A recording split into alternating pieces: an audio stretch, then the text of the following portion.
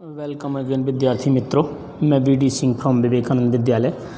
आज आपको जीव विज्ञान कक्षा 11 के चैप्टर नंबर 9 जैवाणु के बारे में समझाऊंगा।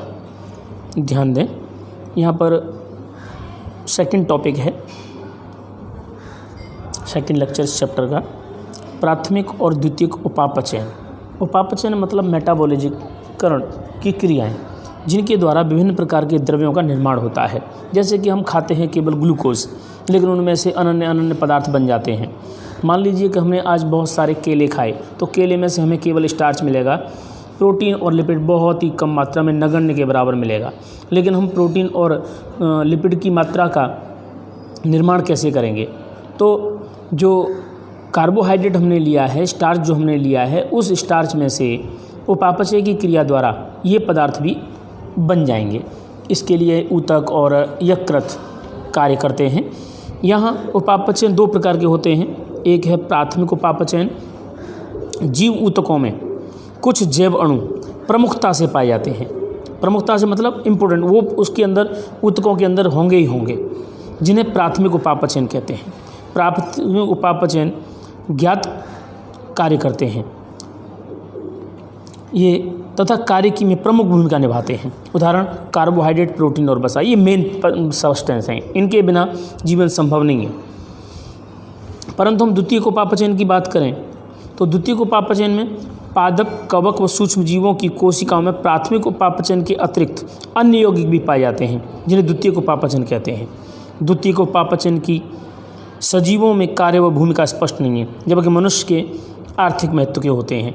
जैसे कि बहुत सी वनस्पतियाँ ड्रग्स बनाती हैं, बहुत सी वनस्पतियों के अंदर कार्बोहाइड्रेट ही बनता है, बहुत सी वनस्पतियाँ कार्बोहाइड्रेट के साथ अनेक बहुत सारे पदार्थ भी बनाती हैं, दवाएं, औषधियाँ, ये सभी द्वितीयक उपापचय के रूप, गोंद वगैरह, ये सारी चीज़ें क्या हैं? द्वितीयक उपापचय हैं। अगर हम पालक खाएं तो पालक में से हमको आयरन मिलेगा, लेकिन कुछ अन्य वनस्पतियों की पत्तियां ऐसी हैं जो कुछ अन्य पदार्थों का निर्माण कर लेती है। जैसे बबूल में गोंद भी बनने लगता है। यहाँ पर कुछ एग्जांपल्स दिए हैं। जैसे कुछ वनस्पतियों में द्वितीयक उपापचय के रूप में वर्णक पाए जाते हैं। वर्णक मतलब कैरोटीनॉइड्स, एंथ्रोसाइनिन, जैसे क्लोरोफिल ए, क्लोरोफिल बी होते हैं, उसी प्रकार के द्रव्य हैं कैरोटीनॉइड और एंथ्रोसाइनिन। दूसरे एल्केनॉइड्स। एल्केनॉइड्स में मॉर्फिन और कोडीन, ये ड्रग्स प्रकार के पदार्थ हैं। टर्पिनॉइड्स में मोनोटर्पिन्स और डाइटर्पिन्स। इसके अलावा आवश्यक तेल के रूप में कई सारी वनस्पतियाँ, जैसे नींबू घास तेल, नींबू घास यहाँ पर आएगा ये कोमा, नींबू घास और ऑयल ड्रॉप्स तेल। कुछ टॉक्सिन सब्सटेंस पाए जाते हैं, जैसे एम्ब्रिन और रिसिन। कुछ लैक्टेंस पाए जाते हैं, जैसे कॉनकेनेबिसिन। और ड्रग्स के रूप में कुछ और द्रव्य पाए जाते हैं, जिनमें बिन, ब्लेस्टिन और करकुमिन। बहुलक पदार्थ के रूप में रबर, गोंद और सेलुलोज भी पाए जाते हैं। लेकिन यहाँ पर बात करें बृहद अणु की, बृहद जैव अणु क्या हैं? तो वे अणु जिनका अणुभार 10,000 डाल्टन से अधिक होता है, उन्हें बृहद जैव अणु कहते हैं। जैसे प्रोटीन, न्यूक्लिक एसिड, पॉलीसैकेराइड आदि, ये बृहद जैव अणु। ये वे बृहद अणु बहुलक होते हैं तथा आपस में संगठित होकर जीवों का संगठन करते हैं। होते सरल हैं, लेकिन आपस में जुड़ जाते हैं, आपस में संगठित हो जाते हैं। जैसे कि अवयव, कुल कोशिका का भार परसेंट में देखें तो कुल कोशिका के भार के परसेंटेज के बारे में जल का जो परसेंट होता है 70 to 90% होता है। प्रोटीन 10 से 15%, कार्बोहाइड्रेट 3%, लिपिड्स 2%, न्यूक्लिक एसिड 5 से 7% होता है, तथा आयन जो सोडियम, पोटेशियम, मैग्नीशियम, कैल्शियम, ये आयन जो होते हैं 1% होते हैं। अगर प्रोटीन्स की बात करें कि प्रोटीन क्या है, तो प्रोटीन एमिनो अम्ल का बहुलक है। जैसे मैं यहाँ बताऊँ, एमिनो एसिड, ए से क्यों लिख रहा हूँ? Amino acid short form, plus amino acid, plus amino acid, plus amino acid. इस तरह से एमिनो एसिड जुड़ते चले जाएं तो ये बहुलक बनेगा, और बहुलक बनेगा पेप्टाइड बंद होगा। ये बीच में जो बंद होगा वो पेप्टाइड बंद होगा। जिनके द्वारा श्रृंखला जुड़ जाती है। और अनेक पेप्टाइड बंध करने के कारण प्रोटीन को पॉलीपेप्टाइड भी कहते हैं। एमिनो अम्लों की प्रकृति के आधार पर प्रोटीन दो प्रकार के होते हैं, समबहुलक प्रोटीन और विषमबहुलक प्रोटीन। ये प्रोटीन एक ही प्रकार के एमिनो एसिड से निर्मित होते हैं, यानी एक ही प्रकार के एमिनो एसिड चले जाएंगे। एमिनो अम्ल कैसे? एक ही प्रकार के। और विषमबहुलक प्रोटीन में ये प्रोटीन भिन्न भिन्न एमिनो एसिड की बने होते हैं, क्योंकि एमिनो एसिड कितने होते हैं? लगभग 20 प्रकार के एमिनो एसिड कोशिका रस में पाए जाते हैं।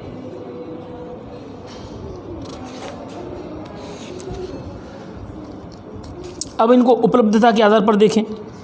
उपलब्धता के आधार पर एमिनो एसिड दो प्रकार के होते हैं। एक अनिवार्य, ये हमारे शरीर में निर्मित होती हैं, इन्हें बाहर से ग्रहण करने की आवश्यकता नहीं होती। और अनिवार्य, ये हमारे शरीर में निर्मित नहीं होती, इनकी आपूर्ति खाद्य पदार्थों में से होती है। मतलब कि हमें बाहर से लेने पड़ते हैं, इसलिए अनिवार्य हैं। ये हमारे शरीर में बनते हैं, वो अनिवार्य नहीं कहलाएंगे, हम वो तो बनते ही हैं। अगर प्रोटीन के कार्य की बात करें तो प्रोटीन शरीर की वृद्धि के लिए आवश्यक है, पोषक पदार्थों को कोशिका झिल्ली से अभिगमित करने के लिए आवश्यक है। यानी कोशिका झिल्ली की रचना बताई थी, तब हमने बताया था सतही प्रोटीन, अंतर्गत प्रोटीन। तो प्रोटीन के अंतर वो वहन करने के लिए वाहक अणु का कार्य करते हैं। संक्रामक जीवों से सुरक्षा करना, ये प्रोटीन हमारे शरीर में एंटीबॉडी, एंटीजेंस जैसे होते हैं, सारे के सारे प्रोटीन के बने होते हैं। तो एंटीबॉडी हमारे शरीर की रक्षा करती है, तो बस प्रोटीन वो इम्यूनोग्लोबुलिन है, फाइब्रिनोजन है, ये सारी शरीर की रक्षा करने के लिए प्रोटीन्स आई होती हैं। एंजाइम्स प्रोटीन के बने होते हैं, यानी जितने भी एंजाइम्स हैं, उत्सेचक हैं, सब प्रोटीन के बने होते हैं, जो उपापचय में सहायक होते हैं। हमारे चलने वाले शरीर में केब साइकिल हो या अन्य जितनी भी प्रक्रियाएं हैं, बिना उत्सेचकों के नहीं चलती। और उत्सेचकों का जो निर्माण होता है वो प्रोटीन पर डिपेंड करता है, प्रोटीन का बना होता है। यहाँ देखिए प्रोटीन के प्रकार में, अगर प्रोटीन के प्रकार की बात करें तो ये प्रोटीन, प्राथमिक प्रोटीन, ये प्राथमिक संरचना, यानी कि सिंगल स्ट्रक्चर हो तो वो प्राथमिक प्रोटीन कहलाती है। जैसे मैंने अभी एमिनो एसिड प्लस जोड़ के बनाया था। अगर ये कुंडलाकार हो जाए तो इस तरह की बन जाती है, जैसे कि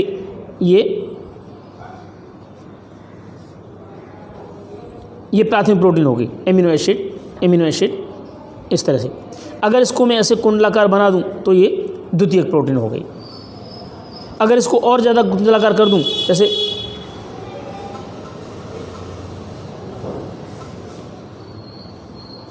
ये और ज़्यादा कुंडलाकार हो गई, तो ये तृतीयक प्रोटीन हो गई। लेकिन जब दो अलग अलग प्रोटीन अलग अलग गुच्छे में, जैसे ये एक प्रोटीन,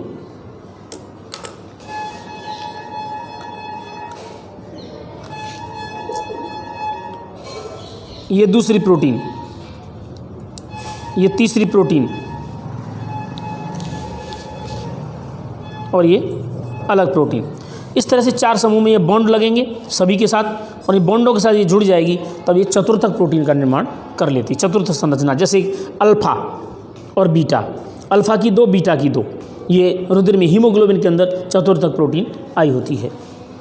ये देखिए, ये अल्फा बीटा दो ग्रुप दोनों के होते हैं, चतुर्थक प्रोटीन कहलाती है। अगर प्रोटीन की संरचना की बात करें, जैसे हमने समझाएं इसको, तो समझाने के लिए यहाँ पर एमिनो अम्लों के संगठन व व्यवस्था के आधार पर प्रोटीन की संरचना के चार प्रकार होते हैं। प्राथमिक संरचना, इस संरचना में पेप्टाइड बंध के अतिरिक्त अन्य कोई बंध नहीं होता। इसके एक पॉलीसेकेंडरी श्रृंखला दर्शाती है कि किसी प्रोटीन विशेष अमीनो एसिड की अनुक्रम में जुड़ जाते हैं। जैसे हमने बताया था अभी, इस तरह से न होकर इस तरह से सिर्फ यहाँ पर पेप्टाइड बॉन्ड जुड़ेंगे, लेकिन यहाँ पर सल्फर बॉन्ड भी जुड़े, ये द्वितीयक संरचना है।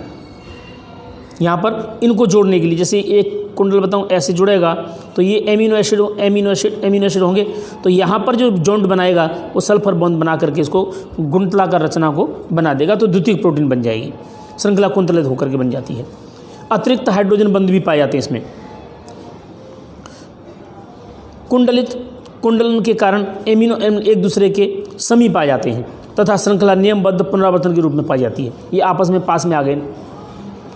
तृतीय संरचना की बात करें तो इस संरचना में पॉलीपेप्टाइड श्रृंखला मुड़कर कुंडलित होकर अपने ऊपर ही खोखले गोले निर्माण कर लेती है तथा त्रिआयामी रचना प्रकट करती है, जिससे हाइड्रोजन बंध, डाइसल्फाइड बंध व आयनिक बंध भी पाए जाते हैं। यहाँ पर कई सारे बंध इस पूरी संरचना को गुंचलादार बना करके एक गढ़ीनुमा रचना बना लेती है। जैविक क्रियाकलापों के लिए प्रोटीन की तृतीयक संरचना आवश्यक है। चतुर्थ रचना की बात करें तो जो चतुर्थ रचना है, इस संरचना में एक से अधिक पॉलीपेप्टाइड श्रृंखलाएं होती हैं जो एक दूसरे के सापेक्ष व्यवस्थित होती हैं। जैसे मनुष्य में हीमोग्लोबिन, जो मैंने अभी चित्र बताया था हीमोग्लोबिन की संरचना का, वो ये देखिए यहाँ पर ये हीमोग्लोबिन है, 1 2 3 4। यहाँ पर मैंने ये चित्र बनाया है, ये अल्फ़ा बीटा, अल्फ़ा की 2 श्रृंखलाएँ और बीटा की 2 श्रृंखलाएँ, इस तरह से 4 श्रृंखलाएँ पाई जाती हैं।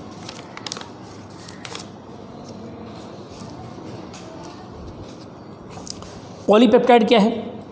सजीव ऊतकों में पॉलीसैकेराइड भी बृहद अणुओं के रूप में मिलते हैं। पॉलीसैकेराइड को कार्बोहाइड्रेट का शर्करा भी कहते हैं।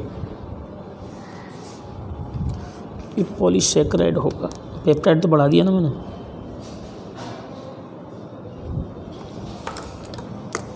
ये देखिए पॉलीसैकेराइड के बारे में बात करते हैं। पॉलीसैकेराइड सजीव ऊतकों में पॉलीसैकेराइड भी बृहद अणुओं के रूप में मिलते हैं। पॉलीसैकेराइड को कार्बोहाइड्रेट या शर्करा भी कहते हैं। ये मोनोसैकेराइड जैसे ग्लूकोज, गैलेक्टॉन्स, राइबोसोम, लैक्टोज, मोनोफ्रक्टोज आदि की एक लंबी श्रृंखला के रूप में बनी होती है। जैसे सेल्यूलोज एक पॉलीसैकेराइड है। ये जैसे मैं यहाँ लिखूँ glucose plus glucose plus glucose plus glucose plus glucose, glucose glucose glucose आपस में जुड़ करके ये पॉलीसैकेराइड बना देता है। ये स्टार्च बन सकता है, इसे स्टार्च भी कह सकते हैं, सेल्यूलोज भी कह सकते हैं। यहाँ पर देखो लिखा ही हुआ है, जो ग्लूकोज नामक मोनोसैकेराइड से बना होता है। प्राणियों में ग्लूकोज के बहलों को ग्लाइकोजन कहते हैं। ये खाद्य भंडार के रूप में संग्रहित होती है, यानी प्राणियों में ग्लाइकोजन के रूप में और वनस्पतियों में स्टार्च के रूप में पाया जाता है। मोनोसैकेराइड की प्रकृति के आधार पर पॉलीसैकेराइड 2 प्रकार के होते हैं।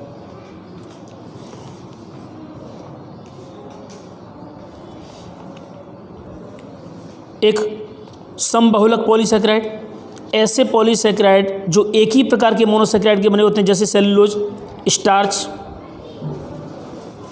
जो ग्लूकोज प्लस ग्लूकोज से सीधा बना होता है। लेकिन जो विषम बहुलक होते हैं पॉलीसैकेराइड, ऐसे पॉलीसैकेराइड्स जो भिन्न भिन्न मोनोसैकेराइड अणुओं से बना होता है, जैसे स्टार्च में जटिल स्टार्च की संरचना कुंडलीदार होती है या आयोडीन के साथ जुड़कर नीला रंग बनाते हैं। ये विषम पॉलीसैकेराइड कहलाता है। देखें न्यूक्लिक एसिड, न्यूक्लिक अम्ल सबसे पहले केंद्रक में से प्राप्त हुए, इनको न्यूक्लिक अम्ल कहा जाता है। जीव ऊतक के अम्ल विलेयक अंश के रूप में पाए जाते हैं, जिन्हें न्यूक्लिक अम्ल कहते हैं। न्यूक्लिक अम्ल पॉलीन्यूक्लियोटाइड होते हैं, जो न्यूक्लियोटाइड से मिलकर बने होते हैं। एक न्यूक्लियोटाइड 3 रासायनिक घटकों से बना होता है। एक पेंटोस शर्करा, दूसरा नाइट्रोजन बेस एडेनिन टाइप का, ये बॉन्ड द्वारा जुड़ा रहता है, और एक यहाँ पर होता है फॉस्फेट। इस तरह से ये है पेंटोस शुगर, ये फॉस्फोरस है। ये होता है न्यूक्लियोटाइड। न्यूक्लियोटाइड किससे बनता है? न्यूक्लियोसाइड से। न्यूक्लियोसाइड क्या होता है? अगर इसके साथ केवल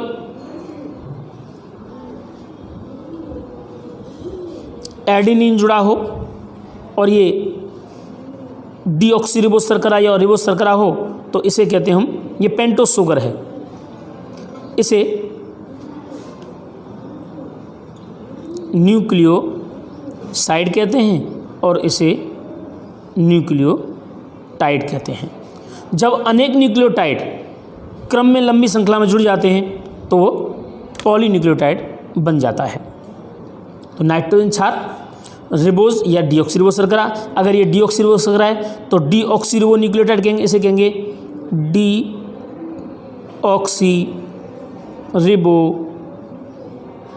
न्यूक्लियोसाइड। अगर ये रिबोज है तो इसे कहेंगे रिबो न्यूक्लियोटाइड। अगर डी है तो डीऑक्सीरिबोन्यूक्लियोटाइड हो जाएगा। और एक होता है फॉस्फोरिक अम्ल PO4, आपस में जुड़ जाते हैं। अगर इनको जोड़ने वाले बंधों की बात करें तो अनेक प्रकार के बंध होते हैं जो इनकी संरचनाओं में अलग अलग आए होते हैं। इनका अलग स्टडी की गई है बंधों के बारे में, बहुलकों को जोड़ने के बंधों के बारे में, उसके बाद में आगे की चर्चा करेंगे। पहले बंध देखते हैं। एक बहुलक को जोड़ने वाले बंधों की प्रकृति, यानी कि हम बंधों की प्रकृति देखें तो पेप्टाइड बंध, ये बंध प्रोटीन में पाए जाते हैं। ये बंध एक अमीनो एसिड के कार्बोहाइड्रोलिक समूह व दूसरे अमीनो एसिड के अमीनो समूह की अभिक्रिया के उपरांत जल के अणु के निष्कासन से बनते हैं। पेप्टाइड बंध, जैसे यहाँ एमिनो एसिड को जोड़ें,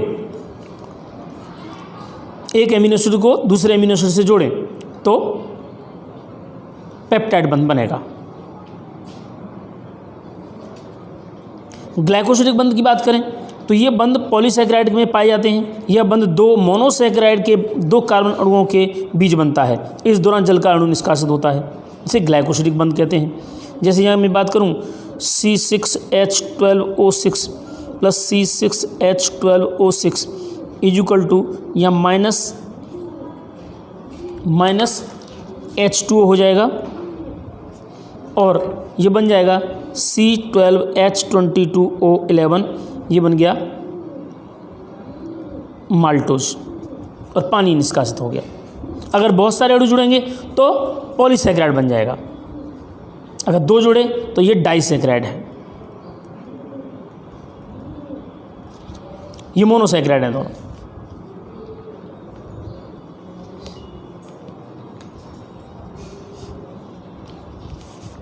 यहाँ पर भी इसका सूत्र बता देता हूँ मैं।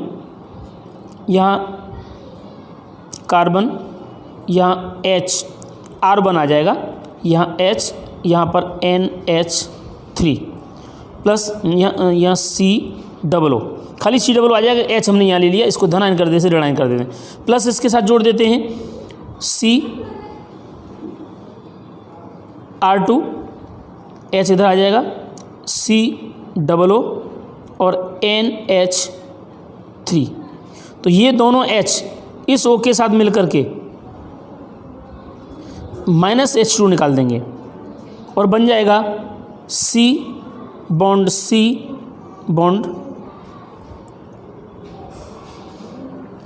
OC COOH, यहाँ H, यहाँ R1, यहाँ NH3 और यहाँ COC और यहाँ पर भी C के साथ H, R1 और COO। इस तरह से ये बन जाएगा पेप्टाइड बंध।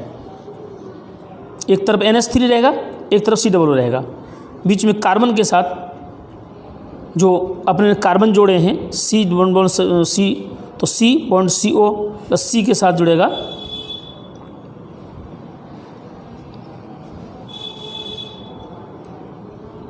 COO। इसी तरह से फॉस्फोडाइस्टर बंध की बात करें तो फॉस्फोडाइस्टर बंध में मैंने पहले बता चुका हूँ।